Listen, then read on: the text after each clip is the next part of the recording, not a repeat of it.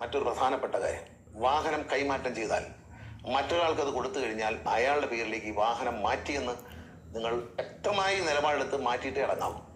ഒരായിട്ട് hypothecation ഉണ്ട്, അങ്ങനെ ഇങ്ങനെയാണെന്നൊക്കെ പറഞ്ഞിട്ട് ലോൺ ഉള്ളതാണെന്നൊക്കെ പറഞ്ഞ് ഒറ്റ പരിപാടിക്കും പോകരുത്. വലിയൊരു അപകടമുണ്ട്. എൻ്റെ ഒരു സുഹൃത്തായ മാധ്യമപ്രവർത്തകൻ 8 വർഷങ്ങൾക്ക് മുമ്പ് 8-10 വർഷം മുമ്പ് ഒരു ബുള്ളറ്റ് മോട്ടോർ സൈക്കിൾ വിറ്റു. ചങ്ങനാശ്ശേരിയിലാണ് വിറ്റത്. ഈ വണ്ടി ഒരാളെ ഇടിച്ചു കൊന്നു. ഇൻഷുറൻസ് ഉണ്ടായിരുന്നില്ല.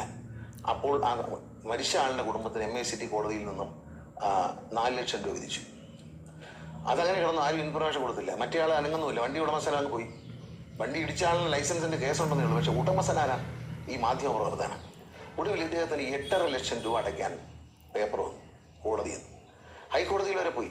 ഒരു നിവൃത്തി ഉണ്ടായിരുന്നില്ല. കാരണം ഉടമസ്ഥൻ അപ്പോഴും അയാൾ തന്നെയാണ്. ഈ 10 വർഷം കൈമാറ്റം ചെയ്ത് 10 വർഷം കഴിഞ്ഞപ്പോഴും ഈ മാധ്യമപ്രവർത്തകൻ തന്നെയാണ് ഇതിൻ്റെ ഉടമ. അതേ ഒടുവിൽ ഈ 8.5 ലക്ഷം രൂപ കോടതിയിൽ കിട്ടിയ